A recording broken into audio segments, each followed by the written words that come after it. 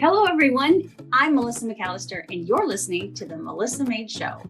Now, for decades, I've dedicated myself to helping women break the cycle of dieting, navigate through all the fads, and change their lives through my nutrition coaching. Now, each week, I'm going to talk about everything from deep nutrition, mindset, self-care, the ideal workout routine, tips on how and why to implement intermittent fasting in your life, my favorite recipes that are not only crowd pleasers, but they're actually healthy for you, and so much more. Now, with small and consistent changes, you can defy aging while living a happier, healthier, and more heart-filled life. I'm so excited to show you it's possible with the right strategies that are so simple to adopt.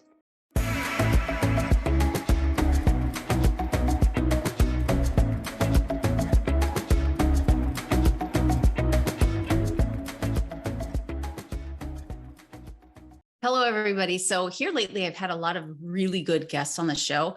And I think that we're really getting into just mindset stuff and, of course, still health and well-being.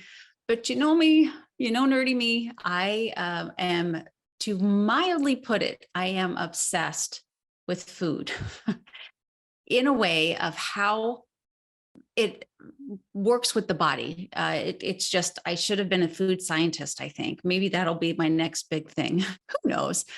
But one thing I really wanted to share with you today is I can't say it enough to you guys that I think knowledge is power. And working with a lot of clients lately, I'm just seeing this lovely change toward really thinking less about calorie counting and macros per se, but the nutrient density of their diet. You know, of course you can have your favorite foods here and there, but you're looking at food literally as fuel and how you can get the most bang for your buck. I think it was Tim Spector, really respect that man, that said your goal is to find food that is as nutrient dense, but calorie sparse as possible. That's sounds pretty smart to me. So, but these people that I'm working with, one of the things that we really have to have a real talk about is they're eating a lot of the same foods over and over again. And in the beginning, that's perfectly fine because number one, it makes it easier and predictable. And it's probably things that you really love because you're used to them. Wonderful. But eventually you've got to get to the point that there's more diversity in your diet. Diversity in your diet is everything. So I want to share with you why you want to have certain colors of certain foods in your diet, because when you're looking at, say you go to a buffet or you go to a friend's house and they've got stuff laid out, I really want you to look about, oh, there's something red. I need to grab that. Oh, there's something white. I should have some of that. And then look at your beautiful plate of all these different colors, knowing that you have just this beautiful nutrient dense meal that has so many properties in it that your body is just going to love. And then at the very end, I'm going to share with you something that I've been having my clients do that I think is going to be the single most important thing you can do for your health, you and your families. Okay. The single most important thing. So let's get started, shall we? So first, talking about the rainbow, I think I kind of go, if I look at my notes, I kind of go in order of the rainbow pretty much. So let's talk about foods that are red. So fruits and vegetables that are red in color contain pigments called anthocyanins. And these are antioxidants that may help protect against cancer and heart disease. Eat your reds, right? So examples of red fruits and vegetables include tomatoes, strawberries, raspberries, cherries, red bell peppers, and beets. I bet you eat some of those, but do you eat all of them? Especially the beets. Oh, the beets are so good for your heart. And I'm here to tell you, if you're like, can't do beets, cut them up into little cubes. One of the things I learned from the Ultimate Reset, it's called a roasted root medley, and it's to die for if you've never tried it. Cut up potatoes, cut up turnips, cut up sweet potatoes. You can cut up white potatoes, beets for sure. And just, those harder root vegetables. And I just spritz them with olive oil, put a little bit of seasoning on them, and then roast them. I can't tell you, something happens wonderfully, especially to the beets. their flavor changes so much. Promise me one time you'll try it. And then in that dish alone, you're going to have at least 4 different colors in a perfect world. And the world is never perfect, but in a really, really, really good world, you really want to aim for up to 30 different fruits and vegetables, preferably vegetables, a lot more vegetables than fruits in your diet a week. And if that just totally blew you off, like I said, please wait till the end because I have the answer for you.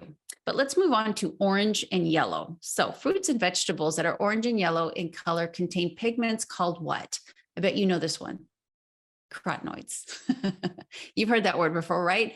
But these are important for your immune function and may help protect against cancer. Examples of orange and yellow fruits and vegetables include carrots, sweet potatoes, pumpkins, mangoes, peaches, and apricots. Again, there's, let's see, I listed 1, 2, 3, 4, 6. When was the last time that you had all 6 of those? Especially it being summer, these apricots and these peaches and these mangoes are in season, and it doesn't take a lot. Just a couple of bites of those oranges and those yellow colors are going to give you those carotenoids, which are going to help immensely with your immune system, setting you up for this coming winter, which we have no idea what we're in store for, right? A little bit worried? I am. Next one, let's talk about green. So fruits and vegetables that are green in color contain pigments called chlorophylls, which are important for photosynthesis and give plants their green color. Now, green vegetables are also a good source of folate, calcium, and vitamin K. Not something that we probably get enough of. And, I know green vegetables are on the list of fruits and vegetables. Those leafy greens are probably at the very bottom, but without a shadow of a doubt, they are the most nutrient dense that you could get. And you should have some sort of leafy green, preferably a variety each day, at least once a day, especially in the morning. It's really good for you to get that fiber in the morning, get everything moving and get all of that nutrition. So some examples of green fruits and vegetables are spinach, kale, broccoli, green beans, peas, cucumbers. Cucumbers, what I love to do is I cut up cucumbers and I put them in my water and I let them sit there, and it, obviously infuses in the water and gives it a little bit of flavor. And then when I'm done with my water at the very end, I have a crunchy little treat. They still taste like cucumbers. They're still crunchy. So it's a 2-for-1. Next one, let's talk about blue and purple. So fruits and vegetables that are blue and purple in color contain pigments called anthocyanins, which are also found in red fruits and vegetables. If you remember, I talked about that in the beginning. Now, these pigments may help improve cognitive function. They're going to help with the brain, and they protect against heart disease and cancer. You noticing that C word is coming around a lot. There's a lot of studies showing all of these colorful fruits and vegetables really help the body protect itself against cancer. Some examples of blue and purple fruits and vegetables include blueberries, blackberries, grapes, eggplants, and purple cabbage. I've really started to love purple cabbage. You can hide it in a lot of things. Put it in soup. If you saute it, it actually has a great texture. Sometimes you can add it with your pasta or put it in place of your pasta. And eat that as if you kind of shave it, cut it in a way that it's shaved. And I think it has a great flavor. I'm still working, being vulnerable here, still working on my eggplants a little bit. I'm not a huge squash or eggplant or zucchini kind of gal, but I am trying to find places to hide it because I do know they're very, very, very nutritious. So what color haven't we talked about yet? Can you think of any fruits and vegetables? What color we haven't talked about yet? I wish you could shout it out to me because I bet a lot of you are right. We're talking about white. And a lot of times the white fruits and vegetables, especially the white vegetables, have gotten a bad rap. It's like, don't eat the white carbohydrates. Well, there's actually really good nutrition in some of these white fruits and vegetables. They're white in color and they have a variety of nutrients, even though they kind of lack color. But these nutrients are potassium, magnesium, and vitamin C. Again, vitamin C is so good for the immune system. A lot of people are low in magnesium, aren't getting enough in their diet. And then you've got potassium, which is really, really important for helping you balance your salt intake. If you've got any issues with blood pressure, having higher potassium is very, very helpful for that. Some examples of some white fruits and vegetables include cauliflower, onions, garlic, turnips, and mushrooms. So I think don't eat the turnips too often. If I make that roasted root medley I talked about and get a turnip in there, but I would also assume maybe a radish, would be considered a white vegetable. How many of you guys like radishes? Now, the next thing I want to talk about really fast before I get to this recipe or this idea for you to sit on and then do it and tag me in it. I truly, truly want to see that you do this last little thing that I'm going to suggest for you. Profound. I wish more people talked about it, to be honest. Is when do you eat food raw and when do you eat food cooked? Right? You always or most likely hear that you should eat everything raw. I mean, there's even a diet, the raw diet, where I actually tried that once. Again, talking about the ultimate reset. I decided to do the ultimate reset because it is mostly fruits and vegetables, and it had grains and stuff in it, but I just mostly did fruits and vegetables for 3 weeks raw. My daughter did it with me. It was horrible. It's the longest 3 weeks of my life. And it's not necessarily true that everything that you eat as far as fruits and vegetables go should be raw. There's actually some foods that do better cooked than they do raw. So tomatoes, keep in mind that tomatoes have a high water content and they have good fiber in them. So if you eat them raw, you're still going to get that water content. You're going to get the fiber. But when you do cook tomatoes, you increase the availability of that lycopene. Lycopene is very, very important for the prostate. Very important. And it's also good for heart health.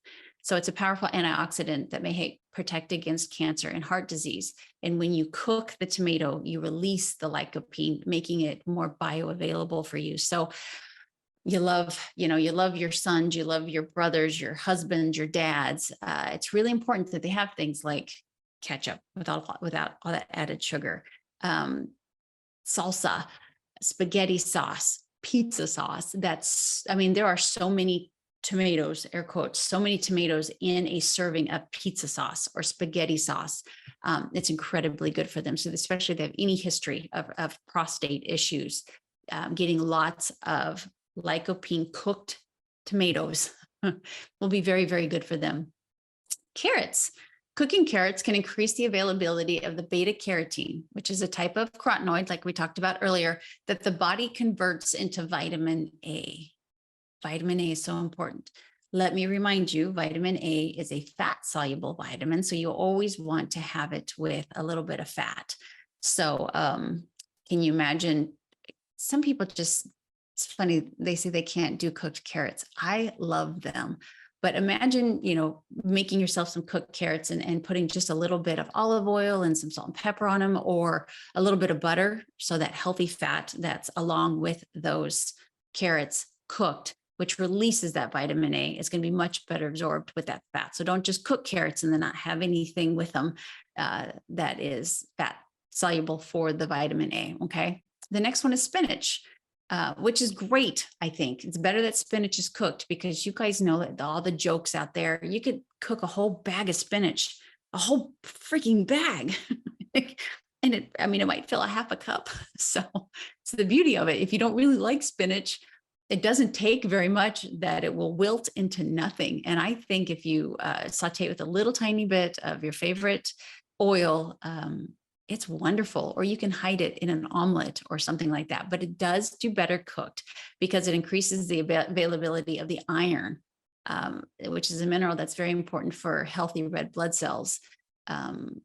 Lots of women, especially in the reproductive years, that have some pretty hardy menstrual cycles, you definitely want to make sure you're getting that iron. Spinach is a great way. Cook the spinach, so you're not even actually having to have that much, and hide it in all sorts of things, your spaghetti sauce, in your omelet or whatever, and make sure that you're getting that cooked spinach, because it's a great source of iron.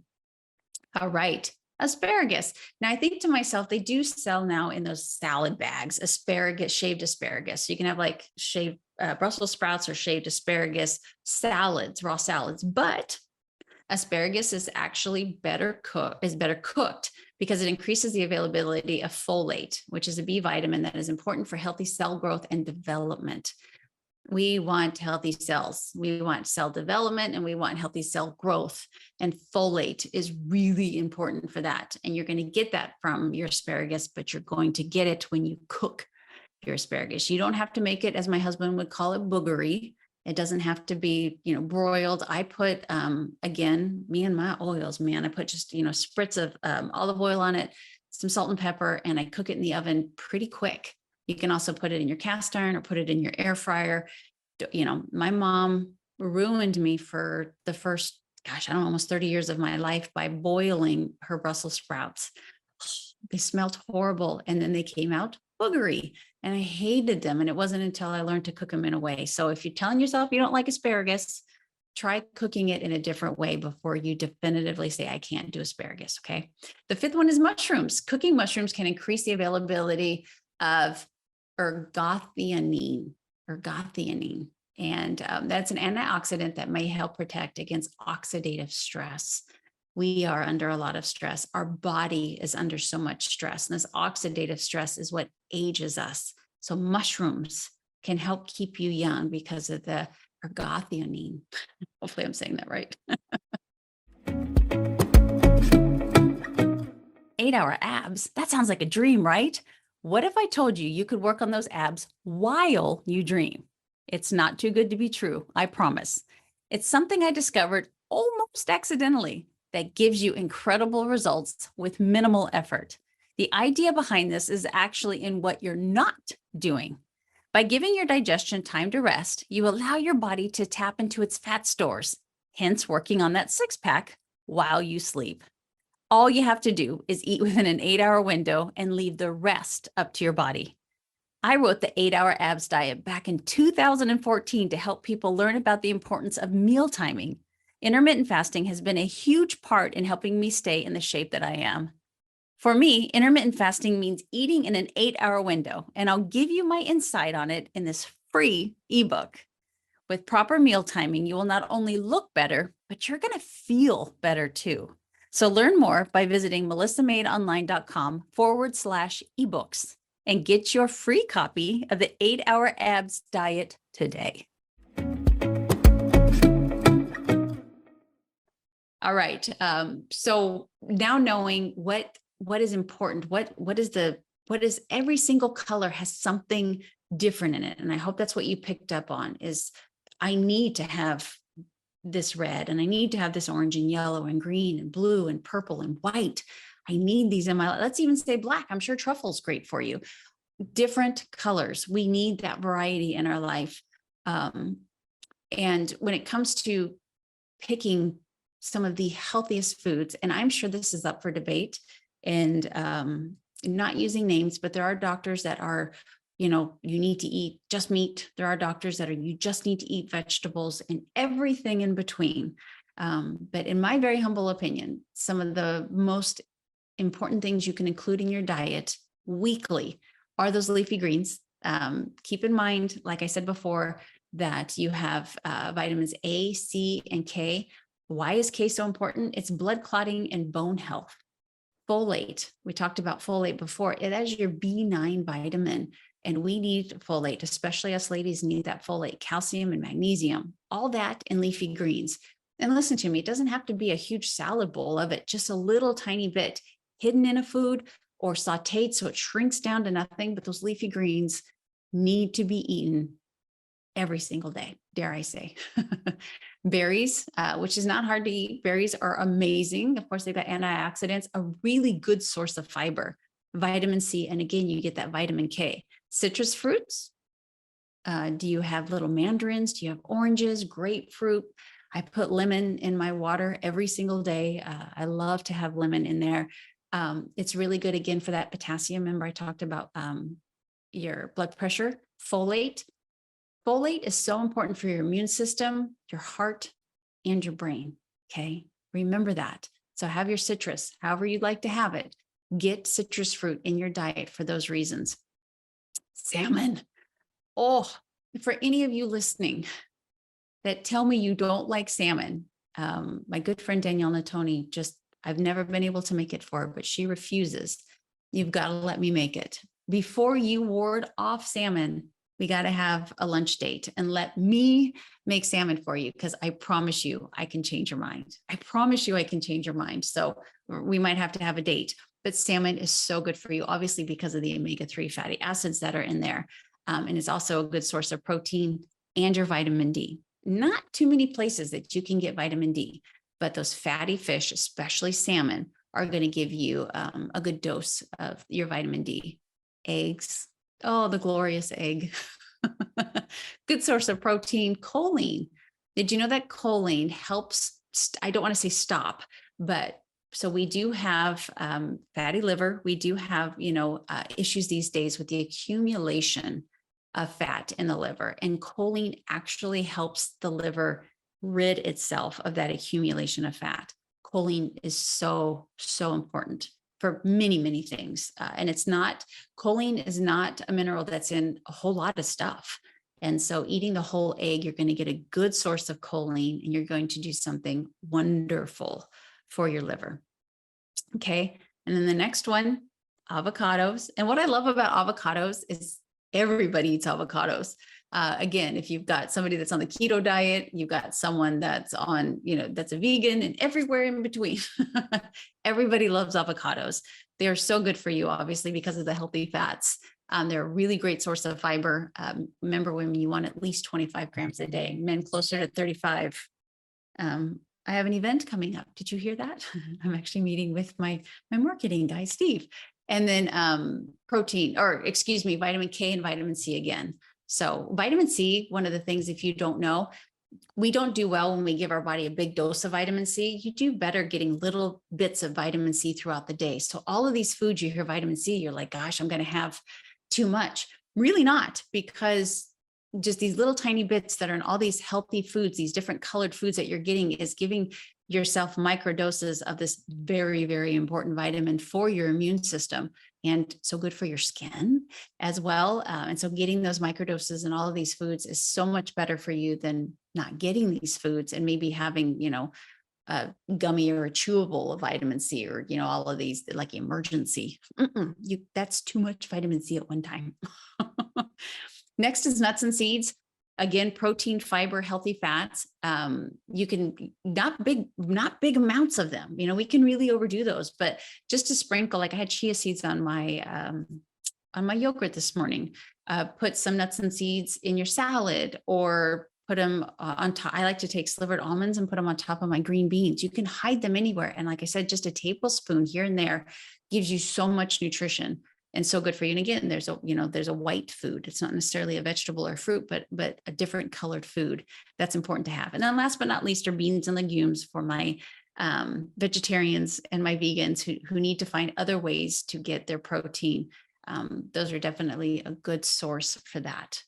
All right. Eat a variety of fruits and vegetables, as big a variety as you can. Please find ways to mix it up and not eat the same things. That can create food sensitivities. When you eat the same thing over and over again, your body kind of is like, okay, I've had enough of that.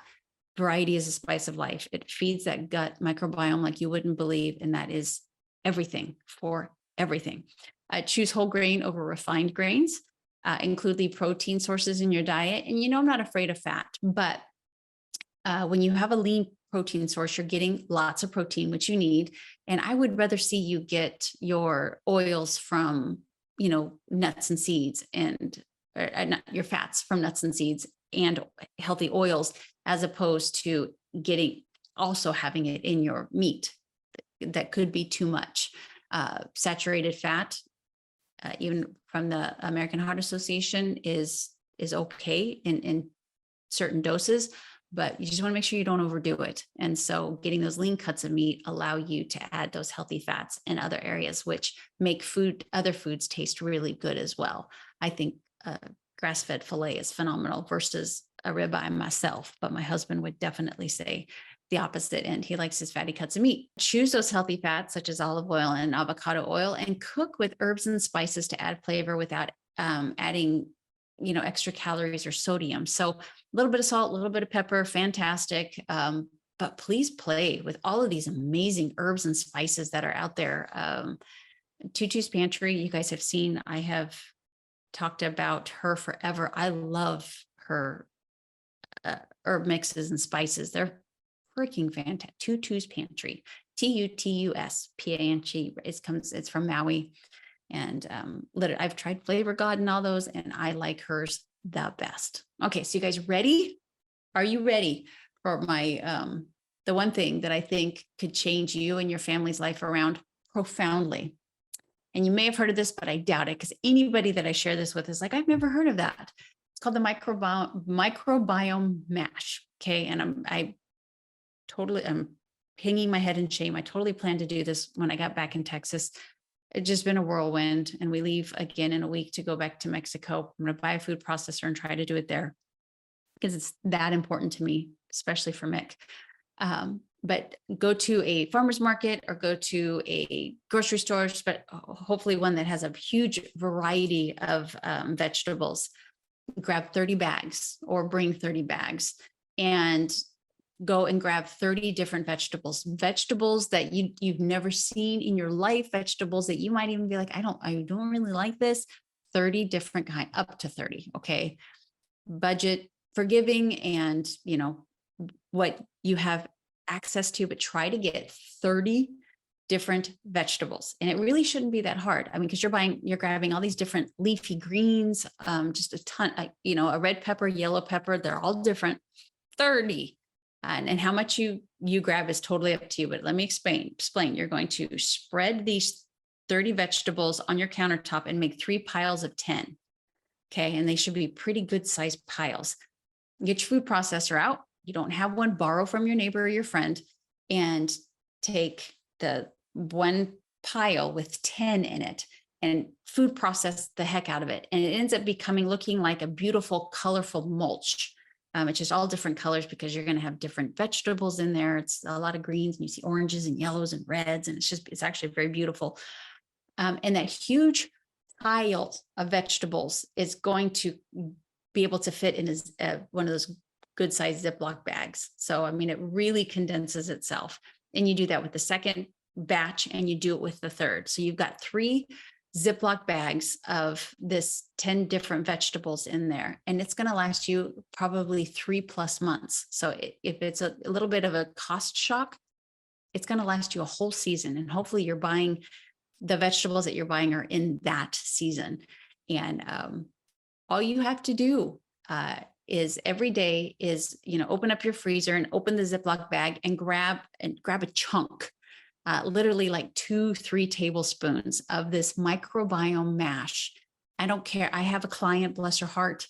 She puts it on in her mouth and she chews it and swallows it real fast. She says that's the best way for her to get it down. We're really working on her gut health. You can put it in your omelet. You can hide it in a smoothie, depending on what's in there. I mean, if you've got a ton of garlic in there, it may not work in a smoothie. You can put it, what I plan to do is I love bone broth. And so Mick and I are going to make a cup of bone broth and just put that, I wish you could see me. I'm like the claws. Just grab like literally like 2 or 3 tablespoons and throw it in the bone broth, because then it just kind of makes it more of a soup. That is all you need. That is all you need to have to feed your gut microbiome like there's no tomorrow. There's 3 bags. And so if you reach into there a couple times a week, or each bag once a week or twice a week, so 6 days a week, you are giving your gut 30 different phenomenal vegetables for it to feed off and to grow and to flourish. And you're not sitting there eating this big old plate full of vegetables that you don't like. Isn't that wonderful? For those of you that tell me, you just have a whole list of vegetables that you just can't eat, here you go.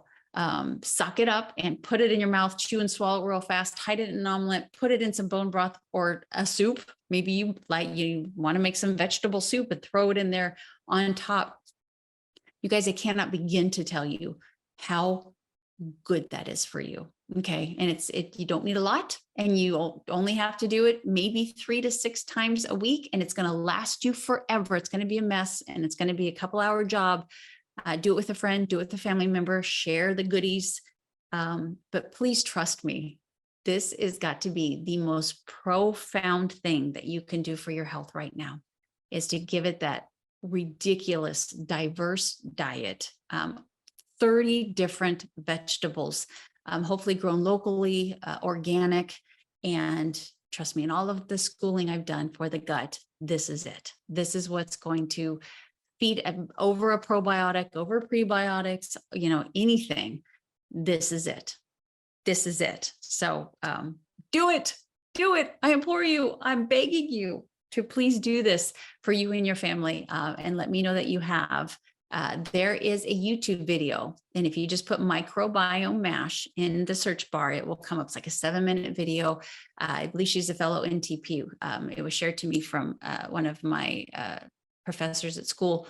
She said, "Have you ever heard of this?" And I hadn't. And I was like, this is genius, and more people need to do this, and the word needs to spread. So eventually I'll make a video of me doing it to show exactly how to do it, but you'll find it on YouTube. And I'm so excited for you to try. And I'm just happy that I've had the opportunity to finally share it and do it. Okay. It's not an option. Anyway, I hope you guys feel very prepared today, and you wake up tomorrow again feeling prepared because of all the knowledge that you learned today about the wonders of our food. And then I want you to go to bed feeling very proud, because guess what? You had, say you grabbed your pinch. So there was 10 vegetables there. Within your day, you had another 5 vegetables. You had 15 vegetables that day. Nothing else is better for you. You are just going to be, as my mom would always say, and I think this is common, and I'm about to cuss. So if you have children, turn it off now. You're going to become a brick shit house. You're going to be so strong and sturdy because of the microbiome MASH. So good for you. Anyway, you guys have a great day. Thanks for listening. Wow, we've reached the end. But before I leave you, I'd love to hear from you. After all, it's not every day that someone reaches out and asks for your opinion. And to me, your opinion does matter. So please share this episode with anyone that you think needs to hear this message. And remember to rate, review, and subscribe wherever you listen to podcasts. My name is Melissa McAllister. And until next time, thank you for being your own health advocate.